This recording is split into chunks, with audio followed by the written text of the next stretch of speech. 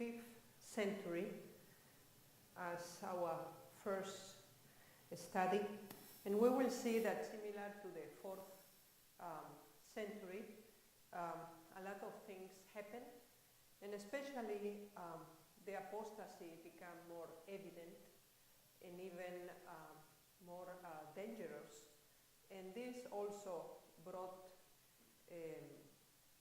to existence groups that officially oppose the Bishop of Rome. And this element is very important to consider because in this period also is when officially the Middle Age began. So this 5th century is especially important because we made two main sections of the Christian church history: the early church, and we began the Middle Age with the fall of Rome. So, yes? I thought the Middle Ages officially began in the 6th century in 538. This is according to Revelation. According to the historians, the Middle Age began with the fall of Rome. Yeah, when began the barbarian attacks to the city of Rome. So we have 410, we have 456, we have 478. Yeah. 538 is when the first Bishop of Rome officially is recognized and declared Pope. 538. And for sure, this is an extremely important date in the changing of the orientation and perspective of Christianity. But according to the historians, and when you study old history or the Middle Age history, the beginning of the Middle Age is with the fall, the final fall, because the Roman city fall different times. But the last time that remained without any political representation. And only the Bishop of Rome took both positions. And this will promote the situation that came in 538 that he became Pope, because he assumed two positions. So history, especially related with the Old and Middle Age history, you will find all kind of dates, especially related with the Bishop of Rome, variations even from 5 until 7 years or even 10 years from barbarian attacks and from the fall of Rome. So this depends which kind of calendar, and if this is right down from the perspective of the Eastern Empire or the West Empire. Because from the perspective of the Western Empire disappeared with the fall of Rome completely and remained only the Eastern Empire. So when we speak about the Roman Empire, we need to always be concrete and say about which part of the empire we are speaking about. And we are not studying the eastern part of the empire. We are studying only the western part of the empire. We have mentioned this parallel only that you have a perspective how it developed parallel to this. But we will consider the Eastern Empire only until 1080, when the final division came between the Catholic Church and the Orthodox Church. And from this time on, we will not consider anymore the Orthodox church evolution or development. Not because it's not important, but don't have a big impact in the development of the Reformation that we came after, and especially all the Protestant movement that is developed basically in the part of the former West Roman Empire. But in order to have a completely perspective, you cannot forget about the Eastern Empire. It's very, very important, especially when you consider the trumpets and the two bows from the four last trumpets, because generally this came from the eastern part of the Roman Empire that was still in existence. The Western Roman Empire was no more in existence since the fall of the city of Rome. So, in this 5th century, one of the main movements inside of the Christianity was the monasticism. We have mentioned already what is monasticism. Do you remember what is this? Monasticism? What is monasticism?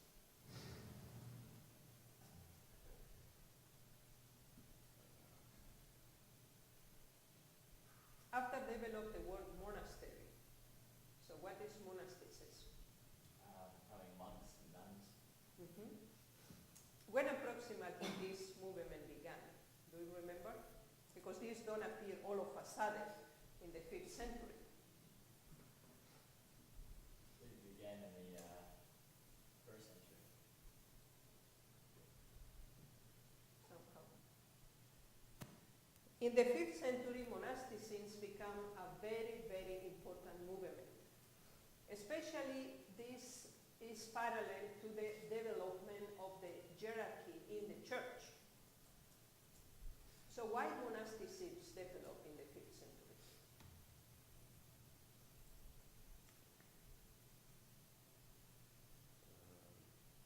I already said it 1 second ago. Because you are copying, you are not hearing. I think I will eliminate the PowerPoints. Not that I have any problem that you copy. You can copy word by word. This is not the problem. The problem in history, brothers, is to understand the process. If you know what is monasticism, but you don't know when this began, why exactly in the 5th century this is important, that people flee thousands to the desert in Egypt, for example. Why this happened? For example, if you don't know what is monasticism and you copy it, what have this for a sense to do it? History is all about to understand why things happen, why things happen. History is not to learn as a mathematical formulation, also not as a science formulation. It's a way of thinking, because events happen, facts happen, not because somebody came to the idea to do this. It's a process in the time and in the circumstances. And in order to understand Christianity, you need to understand why things happen. And after, when you have a general idea how the things develop, then you fill the blanks with the main dates. But if you know the dates and you don't know why this happened, you don't have anything.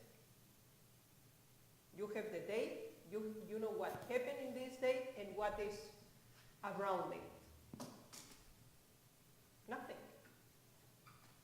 You don't even know why this happened. When we mention, the brother mentioned 538, how we achieve this date? Why?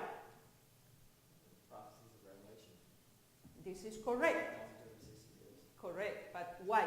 Why this date and not 610 and we put back the other years?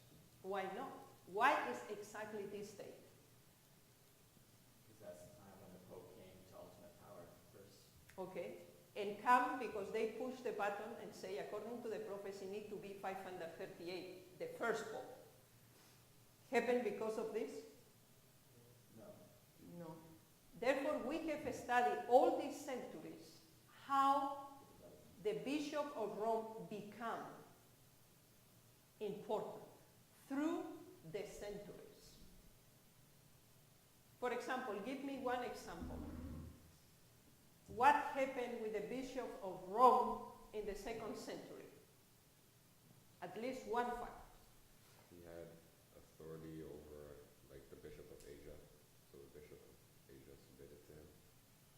The 2nd century. Think about the 2nd century. In the 2nd century, according to church order, the bishop took the number 1 spot. They were over deacons and they were over all other.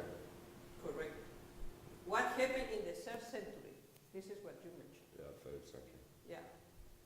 So, All the Roman Empire, especially the west part, but also in the east, but more evident is in the west part.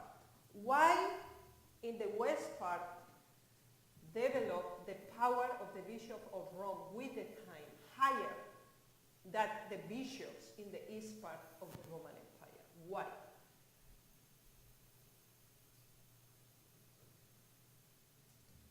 Because the Bishop of Ephesus, the Bishop of Alexandria, were very, very important bishops, not that they were less important. Why the Bishop of Rome increased in so out of control measure in the church hierarchy? Because they began to be invested, not only they became not just a religious power, but they allied forces with the political powers, and they were part of the Roman Empire. Okay, but when this happened? Because in which year Christianity became a legal religion? Which century? It was in the 4th century, in 314 AD, or 313. What happened in 313? The Milan Edict. Okay, that was the tolerance Yes. law. Okay, but before this were also times of somehow peace and harmony. But generally it was a time of persecution. So generally we consider this date the Edict of Milan. And you need to know this.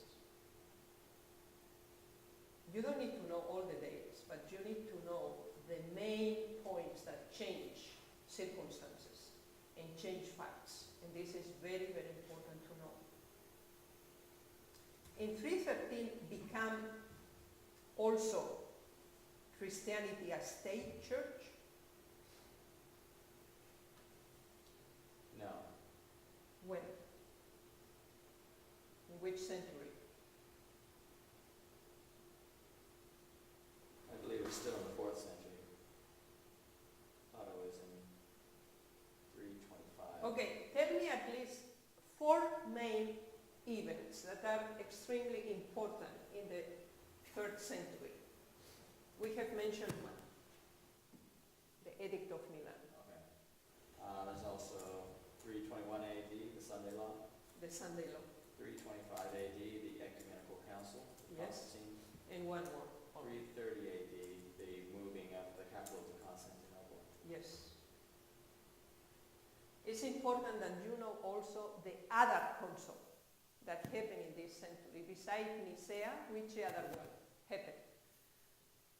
381 AD.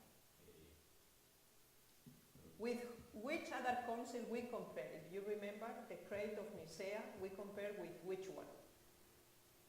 With another council that happened the same century also, and deal also with it. I forget the name of it, but it happened in 381. Yes, this is correct. So you need to know this council also. Because that was the finalization of the clear opposition to the Arian doctrine. They confirmed and they even extended. Therefore, we have presented both in parallel so that you see how they extended and even went more in the detail. So, what happened in the 4th century that even elevated more the Bishop of Rome in the 4th century?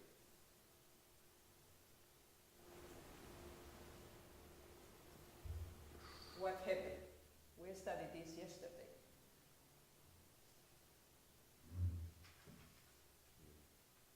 Oh. Constantine making Christianity the state religion. Yes? But about the hierarchy. Yes? So they try to live according to the expectations of the empire. They don't want to have a very simple church, nothing inside, with very simple dresses, only a couple of deacons, and that is all, and maybe one elder, and nothing else. So through the building of these basilicas, through the building of these big temples, what happened with the elders, with the bishop, with the deacons, and with all the officers in the church? They began to be dressed in very fancy clothes, extremely fancy clothes, and they began to feel superior, and it was visible, according to the notes, it was visible that they were superior to the others in the church. Mm-hmm. And who financed all these things? Who supported financially all this? Because that was not an easy thing to support. The people of the land were taxed. So which element of the Old Testament was resurrected?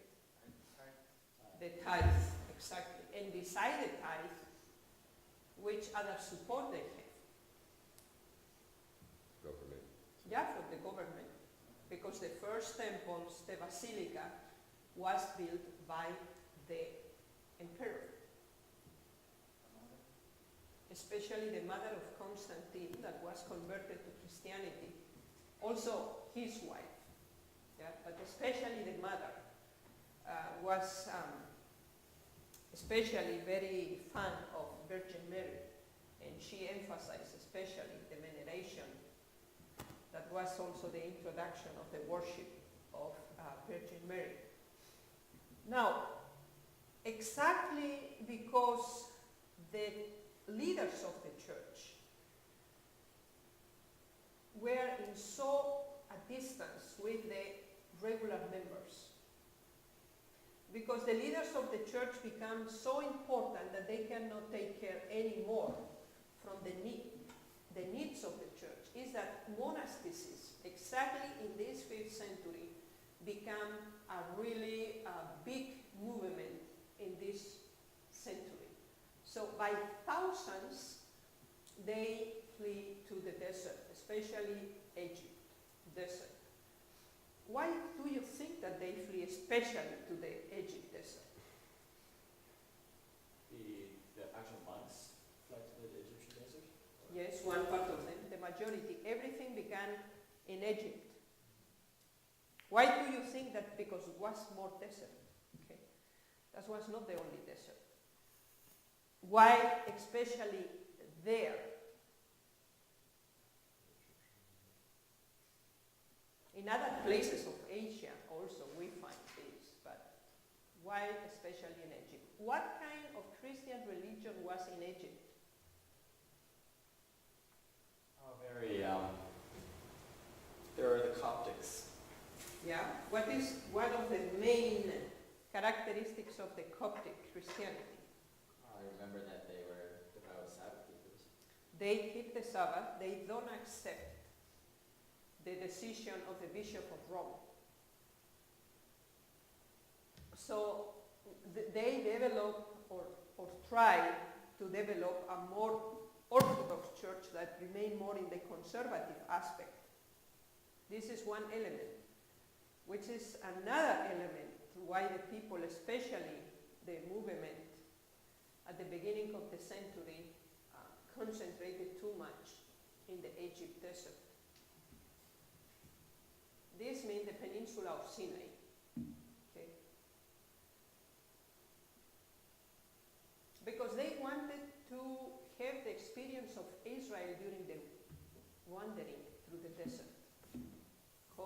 So they have a biblical support, according to their way of thinking, to go to this specific area.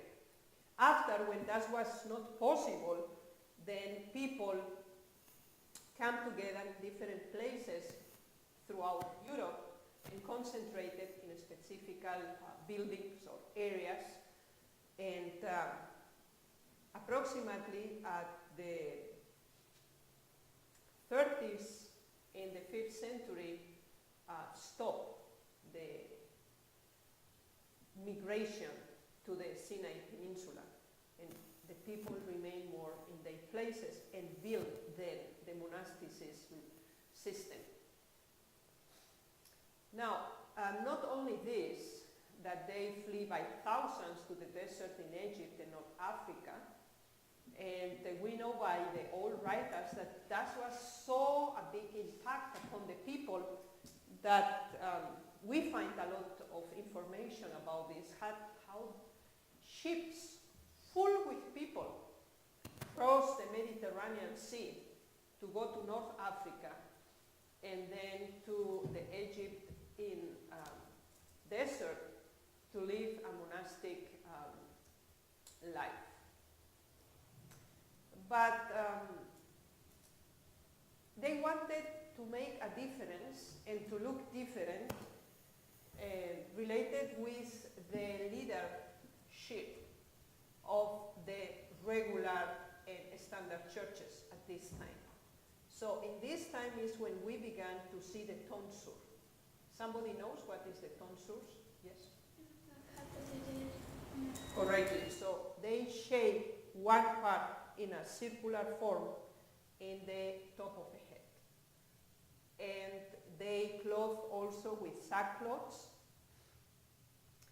And they consider that taking baths is an approach to sin because you touch your naked body and you see even your body, and in this way you have the tendency to sexual concupiscence or sexual lust.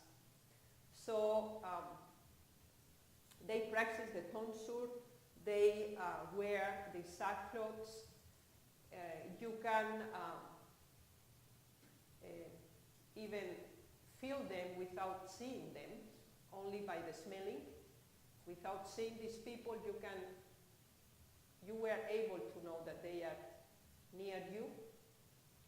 And also they reduce very much the meals. So which movement remembered you the monasticism that began also at the end of the 1st century and went through the century until here? Which movement?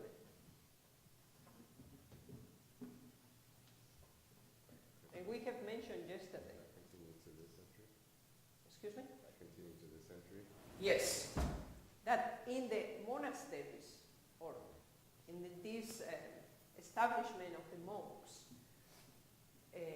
we find some of the characteristics of this movement that at the end of the 1st century we also find. Monasticism? The Montanists. Yeah, Montanists. Okay. Do you remember the Montanists?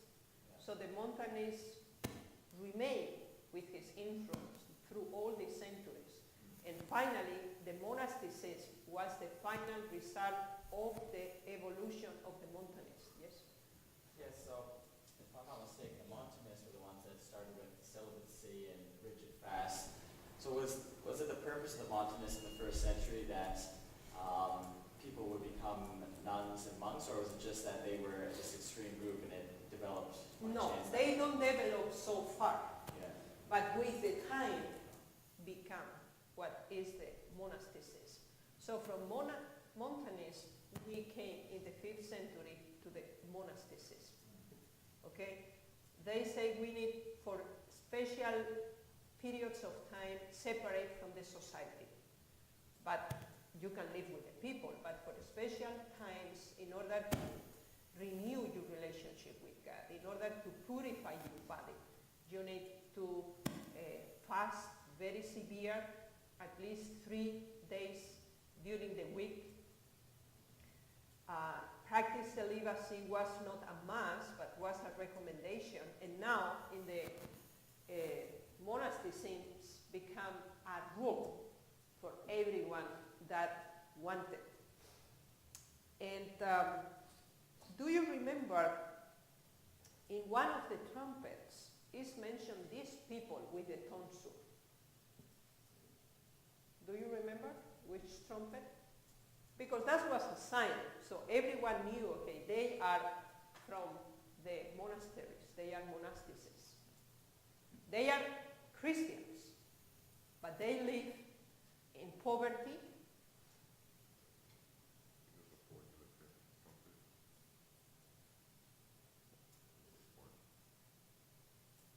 Okay, you need to find out, because this is very important. Because we know that during the Middle Age, the monasticisms developed in an extremely, extremely high level.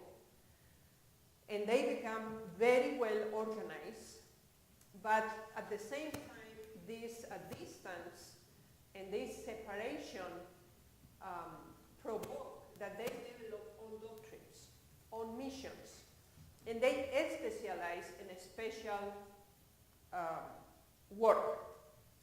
And we will see this with the time. So one of the principles, I repeat it again, is very, very important, is the vows of celibacy. But this, everything, was inside of the Catholic Church. And another question, who mentioned the first time Catholic Church?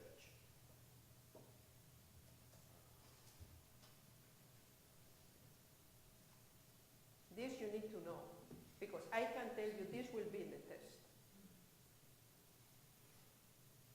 So find out if we have mentioned, okay? Yeah, this is very important because what Catholic means? Universal. Universal, yes.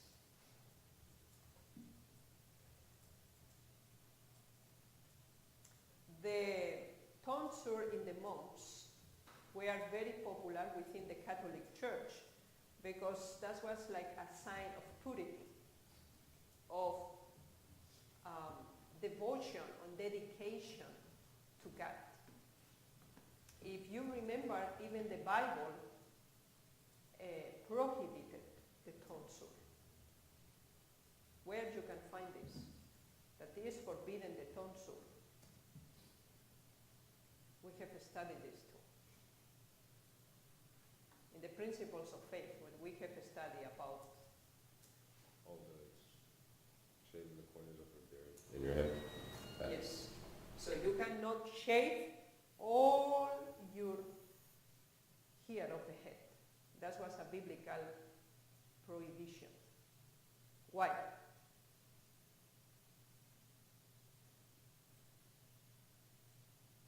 Because that was a sign of pagan priests. Some of the Phoenicians and also Babylonians, they shaved completely their head.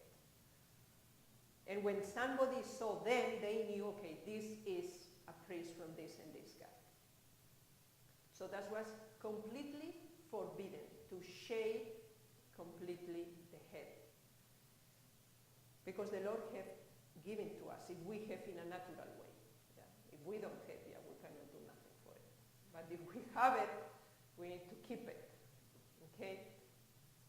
And this means not only partially, as the tonsure made, because the tonsure made only partially. Yeah? They shaved the head only partially. But this means partially and totally. It's completely forbidden. Okay? And what about the barb? Do you remember? We have studied this. Yes? The beard, sorry. Oh, yeah. I say in German. Sorry.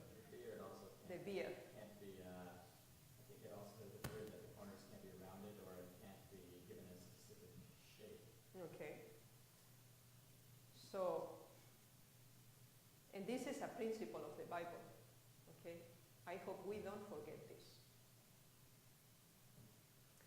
Now, the monasteries grow, different orders came to existence with their own doctrine and with their own mission. We have a very important character that somehow give the main voice in doctrine in this century, and that was Augustine of Hippo, or San Agustin.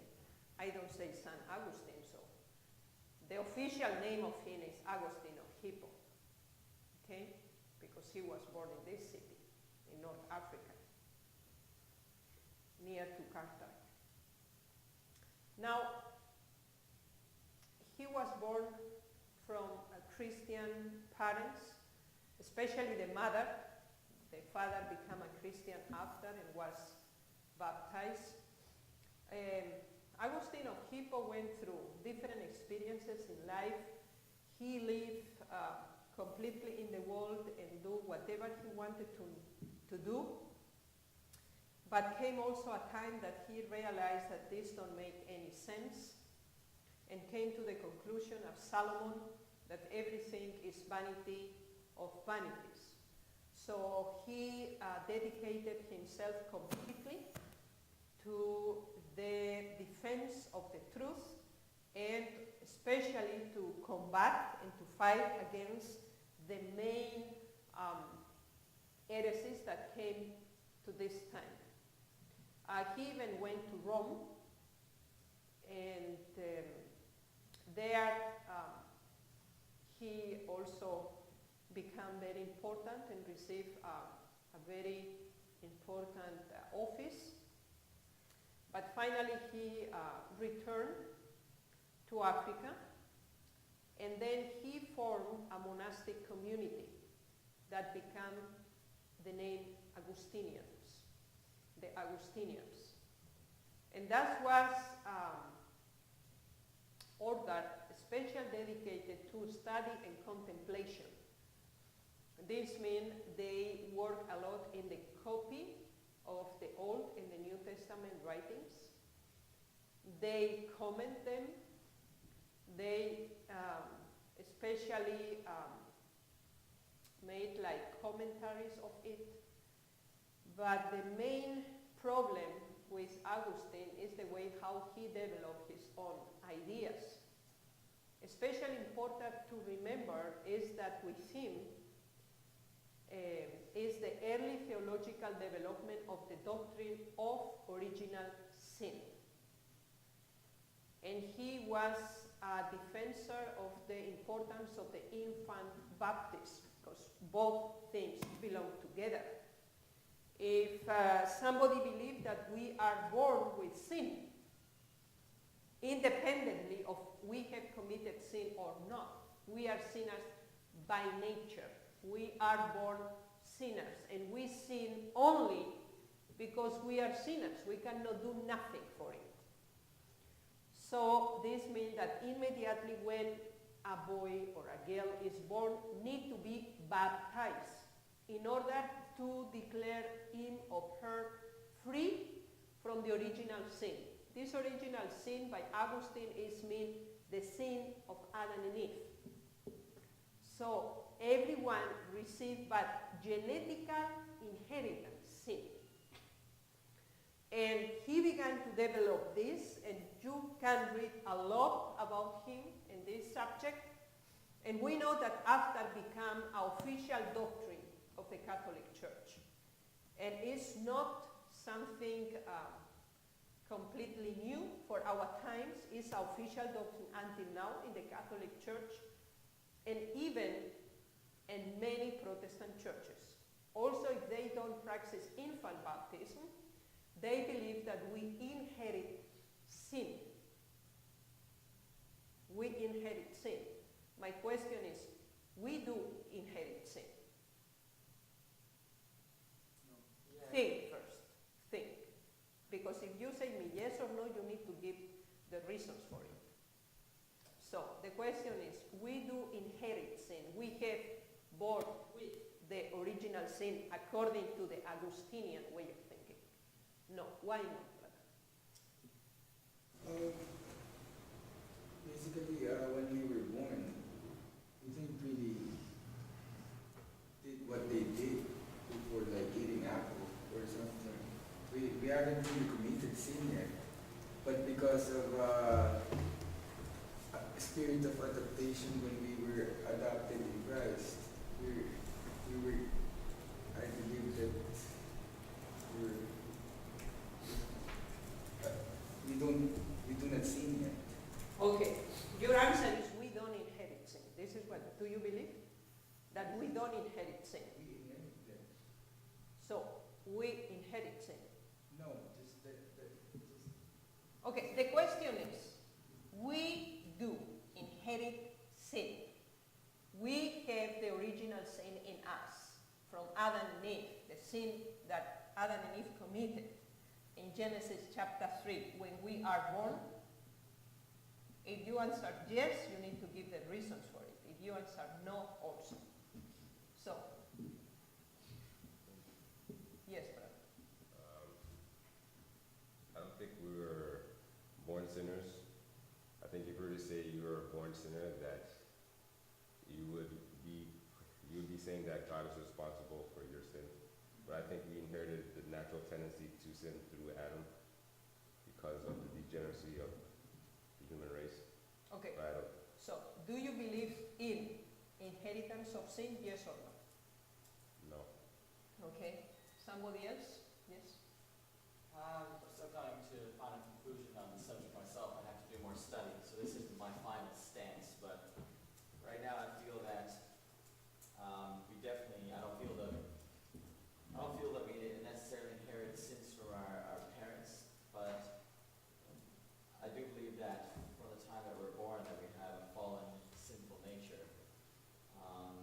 And I don't believe that's an excuse for anyone to say I have a fallen, sinful human nature, so that's an excuse for me to sin, because through the power of Christ, our fallen, sinful nature can be overcome. That's what he came here to do, so that he could conquer our fallen, sinful nature. But after thousands of years of sin, it's hard for me to believe that we're born and we don't have a fallen, sinful human nature, that we didn't inherit something from Adam. Okay, this was not the question. The question is, do you believe that we inherit sin? But from who? From Adam and Eve, the original sin. Are we born with the original sin? This is the question. There are many other diversification of it. I don't really understand what the original sin is, though. The original sin is that Adam and Eve sinned. This is like Augustine explained, okay, and say, okay, Adam and Eve were perfect, created perfect. They came perfect from the hands of God. And then we have Genesis 3, that they fall in sin. And because of this, they were expelled from paradise. That was the first consequence. I explain as he explained, okay? Don't represent my opinion. I explain about what Augustine was saying. And then they were expelled, and that was the first consequence, according to him. The second consequence was that they will die. No more eternal life, because was not allowed to them to eat from the tree of the life. Yes. The other consequence was that they needed to work as a farmers with many difficulties and problems. And Cain killed his brother because sin was in the nature of human being. And Adam give as an inheritance to his son the sin. So Cain sinned because of his inheritance. So Adam was guilty also for the death of Abel. Also, if he don't kill him directly, but because he was the first one that died, then he also was partaker of the sin of Cain. So Cain was not the only and absolutely guilty of the death of Abel, because he received from his brother, from his father, the sin, because Adam was the one that sinned. This means that everyone that is born, and everyone have Adam and Eve as the parents, no matter how many thousand years after is born, he received the inheritance of the sin. And in order to be free for this, you need to baptize children. Because if a child died, and at this time, a lot of children, approximately 75% of the children die in the first 3 months. It's a terrible statistic, but that was the case. So, if the child died without baptism, never can be saved, because he had the sin of Adam and Eve. So, in order to save the child, immediately after the birth, need to be baptized. And then you make him free from the sin of Adam. Okay? This is short. These are thousands of pages of explanation. So this is a very short version of it. Now, I repeated the question. Do you believe that we have original sin, or we inherit sin? In Ezekiel 18, No. it describes that, doesn't it? That you don't. So, The Bible is again the doctrine of the original sin. This is a heresy against the Bible. Because we have explained this in the class. And we have went case by case. Do you remember Ezekiel 18? With which other chapter of Ezekiel is connected Ezekiel 18? Exodus chapter 20. Okay? And in the same book of Ezekiel, which other chapter is parallel to this? Okay, we have Ezekiel 18, which is the other chapter that presents in a amplification form with more details the same truth that we have found over there in Ezekiel 18. This is chapter 33. So please always connect Ezekiel 18 with Ezekiel 33.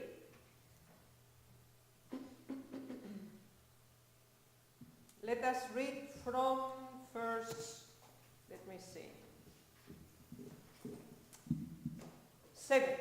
So thou, O son of man, I have set thee a watchman unto the house of Israel. Therefore thou shalt hear the word at my mouth and burn them from me. When I say unto the wicked, O wicked man, thou shalt surely die. If thou dost not speak to warn the wicked from his way, that wicked man shall die in his iniquity. But his blood will I require at thine hand. So, who is dying for which sins? Each individual for his own. For their own. Now, nevertheless, if thou warn the wicked of his way to turn from it, if he do not turn from his way, he shall die in his iniquity. But thou hast delivered thy soul. Therefore, O thou son of man, speak unto the house of Israel. Thus ye speak, saying, if our transgressions and our sins be upon us, and we pain away in them, how should we then live? So which kind of transgressions are upon us? Which ones? Did you read the Bible text? Verse 10. Which ones? Our transgressions and our sins. Verse 11. Say unto them, as I live, say the Lord God, I have no pleasure in the death of the wicked, but that the wicked turn from his way and live. Turn ye from your evil ways, for why will you die, O house of Israel?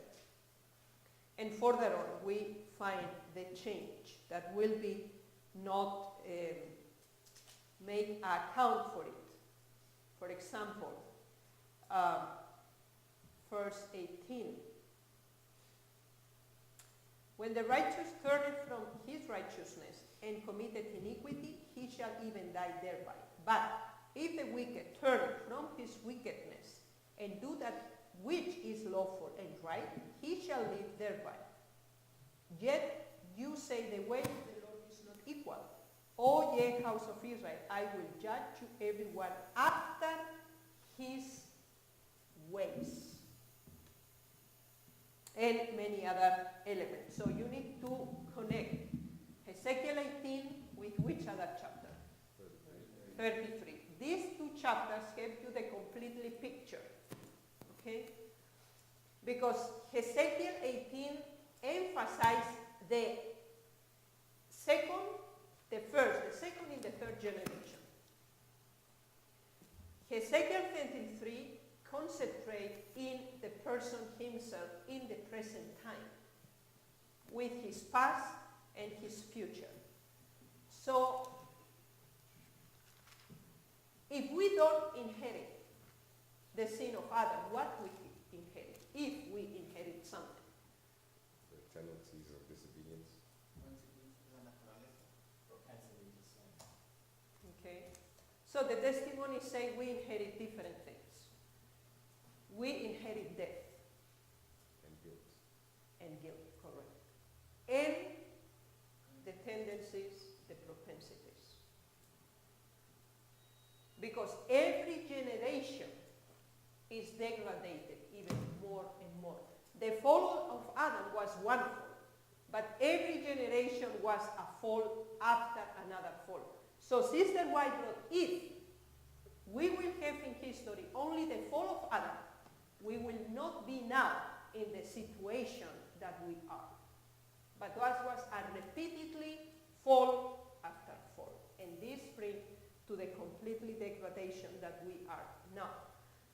So, original sin is connected with infancy baptism. Was not introduced yet in this century, but that was the precedent of it. Yes, brother. Yeah, so it talks in the New Testament and in Ellen Joyce's writings, I believe, where it says that through one man, through Adam, all the world was condemned, and then through one man, through Jesus, all the world was redeemed. Is referring to the fact that we receive condemnation of death, guilt, and the tendency to sin. Yeah, and you need to read completely the Bible text, not only the first part. Can you read this in Romans completely the Bible text, not only the first part? You mentioned to me only the first part. Read completely first the Bible text. Chapter Romans, chapter what? 16? 12? Even before that.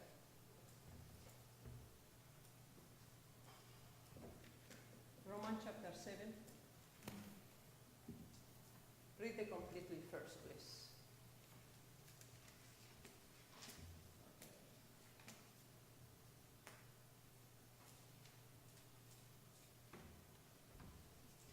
¿Qué son las tres que mencionó, hermana? Sí.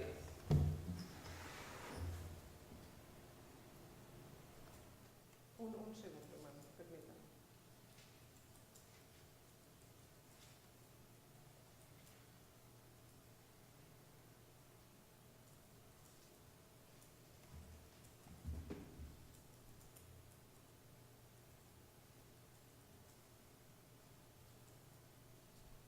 Let me see if it's 7 or it's 5. One second.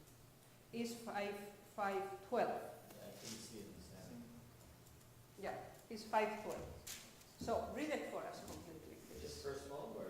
Yes, only first 12. Wherefore, as by one man sin entered into the world, and death by sin, and so death passed upon all men, for that all have sinned. Okay. Why we die? Because Adam died? Is because of this? So that all have sinned. We die because we sin. Because what about Enoch? Enoch was the 7th generation after Adam. Is this correct? Which? Enoch was the 7th in the generation after Adam. Is that correct? Yes, it is. Yes, it is. And what about him? Can you find his burial place? No. No. It's not in existence because he don't die. Why? Never He sinned. Because he seen. became, We don't know. he Absolutely. became righteous. Through the process of sanctification, I believe that he became perfect. He was ready to go to heaven. Patriarchs and prophets say he needed only one step to go to heaven. So the Lord took him. He was ready. But he was the seventh generation after Adam. And why this Bible text was not fulfilled in his life? Why say the Bible text? Please read it to me again. Completely Bible text. Verse 12. Yes. Wherefore as by one man sin entered into the world, and death by sin. And so death passed upon all men, for that all have sinned. Yes. Okay. Let us, can you please come in the whiteboard, Eric, please? And we will present it in sections, this Bible text.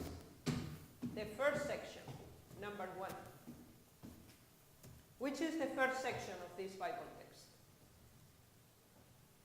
That through one man sin entered. Into the world, yes. Into the world. This is the first principle that we find here.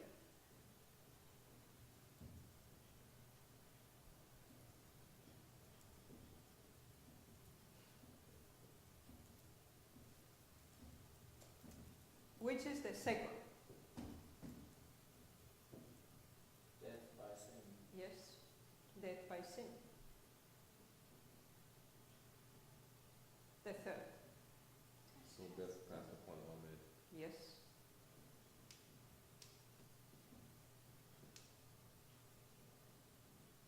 And the fourth? All have sinned. Okay? Good.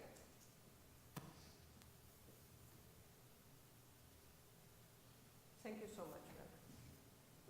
Now, so who is this one man? Who is this one man? Adam. This is this man. Adam. Okay? What entered in the world? Sin. Yes.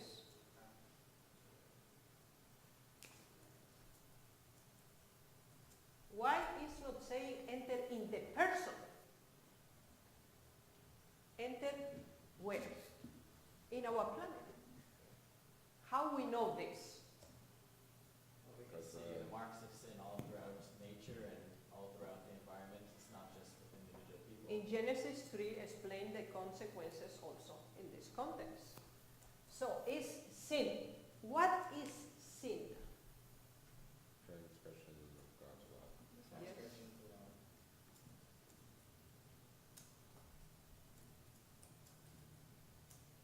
This is what is sin. So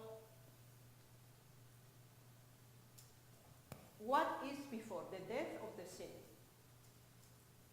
Sin. Yes, it's only death because it's sin.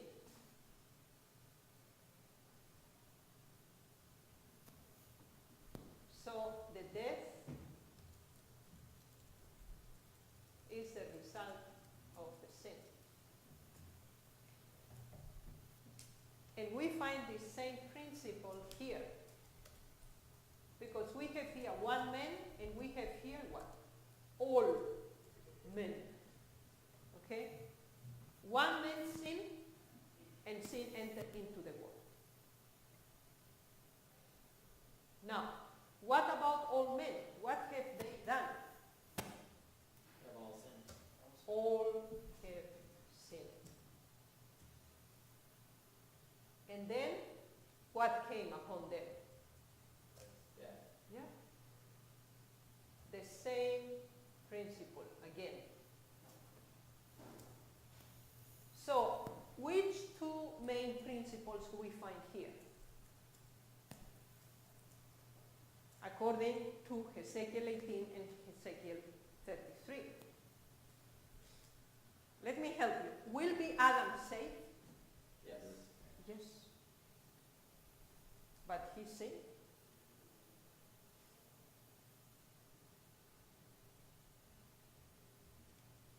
Repent. Yes. We are saved not because we never sinned, but because we what? Repented. Paul will be saved, yes or no? Yes. Yes. And what he has done? Tell me. Persecution, murder. Yeah, he persecutor of the Christians. He was there when Stephen was stoned.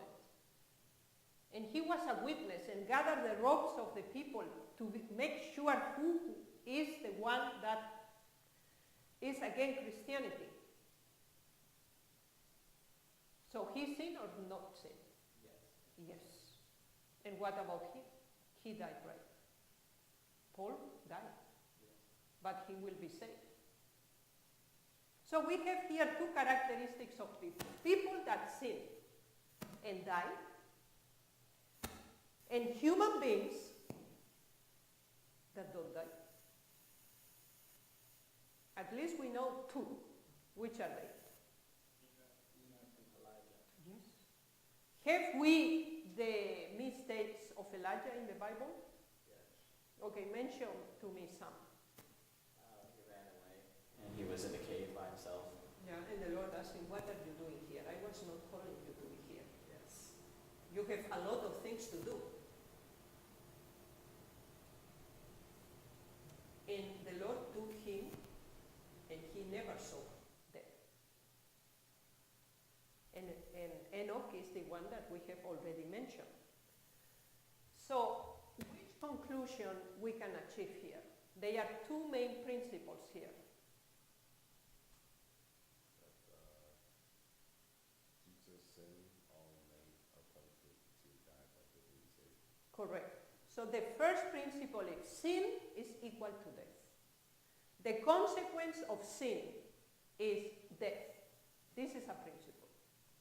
And God established this at the beginning and say to Adam, the day that you eat from the tree, you will surely, no exception, you will die. He don't die in this second, but the degeneration of his nature began already at this moment, because it was forbidden to him to eat any more from the tree of life. So this is our first principle that we find here.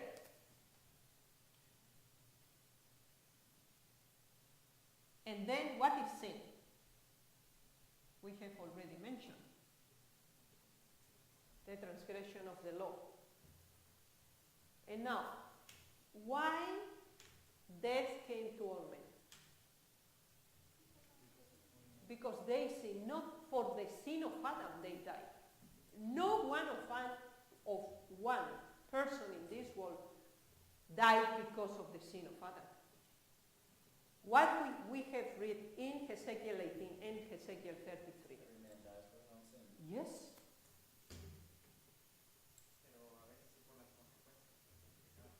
For example, we inherit also from our parents tendencies. And Sister White wrote about this. But a tendency is not a sin. Okay? Tendency is not a sin. Tendency is not a sin. I have given to you maybe this is a very extremely example from one sister that was alcoholic. Maybe I have mentioned to you. Exactly. So she had this tendency, genetical tendency, alcoholism, more than 2 generations after her. The grandparents, alcoholics. The parents, alcoholics. She was living with them all the time, seeing them only drinking all the time, be drunk all the time. When she was in the bump of her mother, always drinking. She was a genetical alcoholic. And she had this tendency. This weakness was in her nature. But she need to be alcoholic? No. The nature don't determine the sin. We don't sin because our nature. We sin because it's our personal and unique decision. Nobody can force us to sin. Nobody. Satan will be happy to do so. He tried everything to influence us, to tempt us, to provoke us, everything that we fall in sin. But nobody can force us to sin. who explained us how sin came to it, how developed in our nature, where you can find this. Very short to the point. You have in different places. You have in many places. I agree with these places, but let us go to James. James, chapter 1, and say, 13. Let no man say, when he is tempted, I am tempted of God. For God cannot be tempted with evil, neither tempted he any man. Okay? But every man is tempted when he is drawn away of his lust and enticed. So, is temptation a sin? No. But when began the process of sin? Yeah, when he is thrown away by what? Of his own. Of his own. Not from somebody else. This is what we have in us then, and entice it. Then when lust had conceived, so what does this mean when the lust has conceived?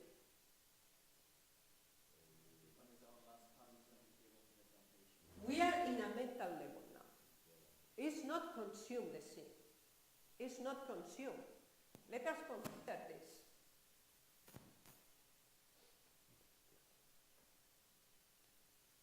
So we find here temptation, okay? And here is the man.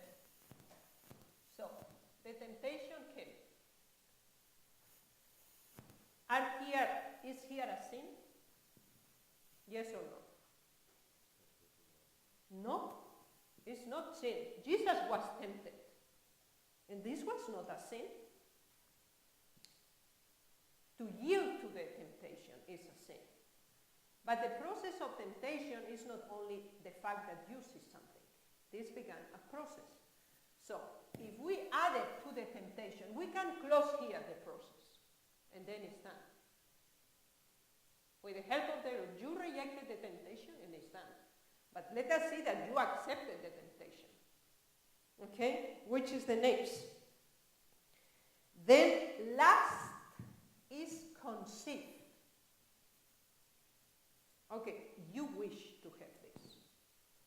You want it. You are entertaining the thought that, okay, why is so bad, It's only one time.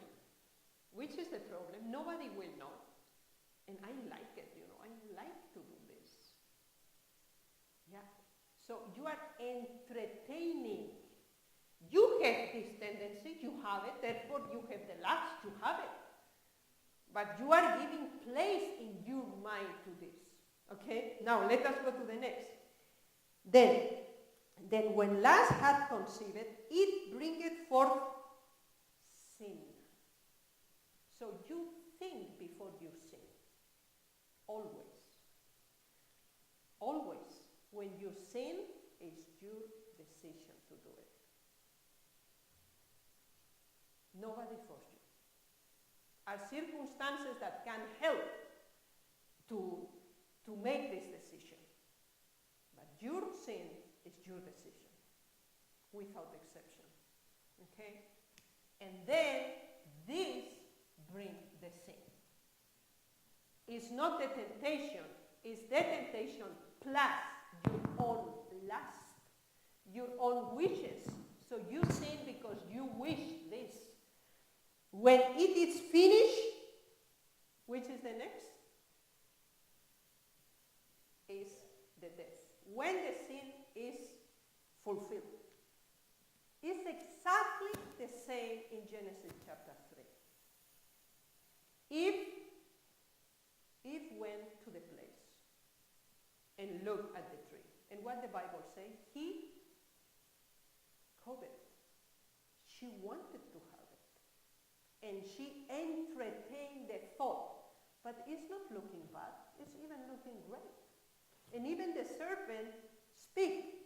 And the serpent told to her, I received this gift because I eat from this fruit. By the way, it was not apple, it's a fruit, what the Bible says. So he entertained the thought and developed the lust, the wish to possess. And then he sinned. And what was the result of the sin? The death. This is the following process. And in James chapter 1, 4, 14 and 15, we find the short mathematical form for this, for sin. We can be wicked because of the nature that we inherit. For example, the parents teach the children to lie.